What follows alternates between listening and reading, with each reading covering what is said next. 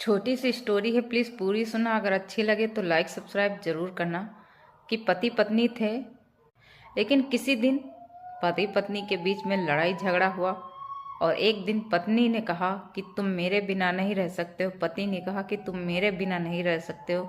तो पति पत्नी दोनों ने निश्चय किया कि कौन कितने दिन रह सकता है, कोई एक दूसरे को फ़ोन नहीं लगाएगा। पति ने यह शर्त मंजूर की, पत्नी ने भी यह शर्त मंजूर की।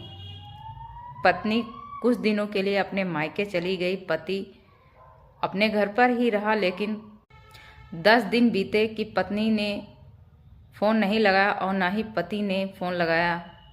लेकिन एक दिन पत्नी ने फ़ोन लगाया और पति ने वह फ़ोन नहीं उठाया। अगले ही पल पति पत्नी के मायके पहुंच गया। जब पति मायके पहुंचा तो उसे वहां जाकर यह पता चला कि उसकी पत्नी आज 10 दिनों से अपना इलाज करवा रही, वह आखिरी स्टेज पर है।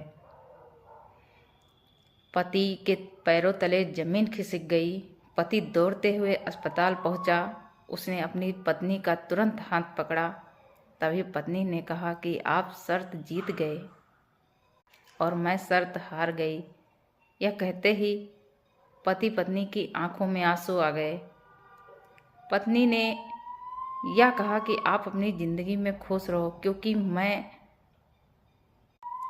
बहुत बड़ी बीमारी से जूझ रही थी। मैंने आपको बताना सही नहीं समझा, क्योंकि अगर आप मेरी बीमारी जान जाते तो आप मुझे कभी छोड़कर नहीं जाते और ना ही आप मेरे बिना रह पाते। इतना कहते हुए पत्नी ने दम तोड़ दिया।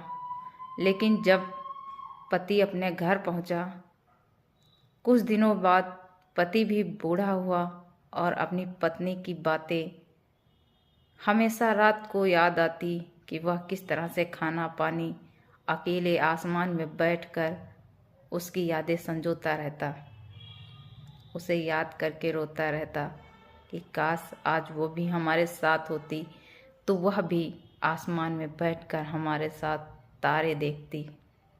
इसलिए कहते हैं जब तक पत्नी है तब तक उसकी कद्र कर लो, मरने के बाद किया गया कद्र वह कद्र नहीं होता। अगर मेरी स्टोरी अच्छी लगे तो शेयर ज़रूर कीजिएगा।